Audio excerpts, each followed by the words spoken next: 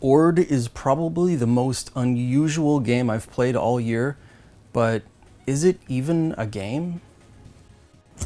If you've ever questioned whether or not a walking simulator is a game, or whether a visual novel is a book or a game, well, ORD will probably have you asking the same question. Well, let's see what we're working with here. ORD is a collection of 5 short stories. It's available on Xbox, PlayStation, Switch, and Steam. It actually has pretty good ratings there, but that might just be because of the price on Steam, where I feel like its true value is maybe better represented. It's currently $2 on Steam and $5 on console. But is a visual novel a game or a story? Well, here we have a game consisting of 5 short stories, but in the case of ORD, I would probably ask one more question. Can these even be considered stories? If you're the type of person to call a visual novel a story and not a game, then you're definitely not going to be calling ORD a game. But can you even call it a story? You see, the stories in ORD are explained in 3 words at a time. It's up to you to use your imagination to fill in the blanks, not just visually, but descriptively as well. First, you'll be given a single word to describe what is happening in the story, or the origin.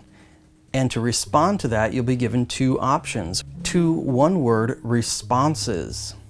And then finally, you'll be given the destination of that response. Origin, response, destination. A sequence of events that keep repeating until you complete the game or meet your untimely demise.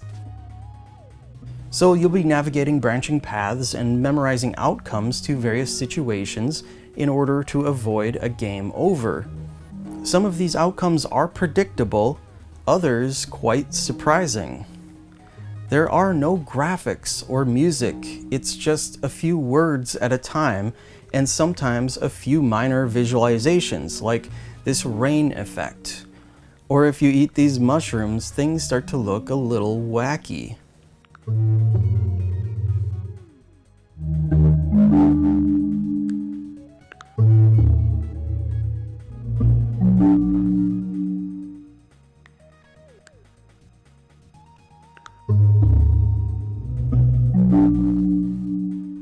You'll run into a few funny moments too, like moving this bed uncovers a secret. The secret is a magazine. Inspecting that magazine reveals that it is a lewd magazine.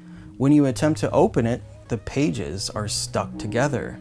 Remember, this game is leaving most of this situation to your imagination. It's up to you to fill in the blanks.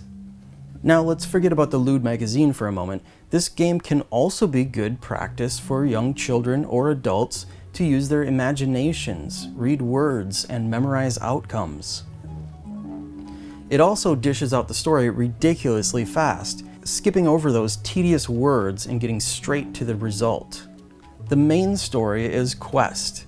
It seems to be the one that is most fleshed out and lengthy. The other 4 stories were added later in development, and they are a bit more brief. Each of these stories has sets of achievements to accomplish, like dying in a certain way, finding secrets, or uncovering something new in the story. The names of these achievements serve as hints as to how to obtain them. From the story menu, you can view how many of these achievements you've discovered in each of the stories. There's a progression bar at the top and a list of things to discover in your current story. One of the shorter stories, Heist, actually only has 1 achievement for successfully completing the heist, while most stories have a lot more to offer. Having these additional goals definitely helps. It gives you something to strive for, and maybe even a little direction on where to find something interesting.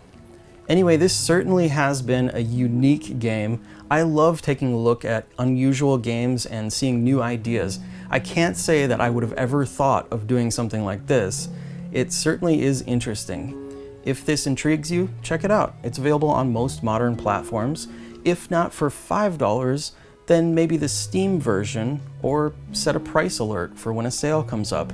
I usually do that on True Trophies for PlayStation and True Achievements for Xbox. And then they just send me an email when the price drops. You can definitely get a few hours of entertainment out of it, and if you have kids, that's even better, more value. Alright guys, this weird game is all I have for you today.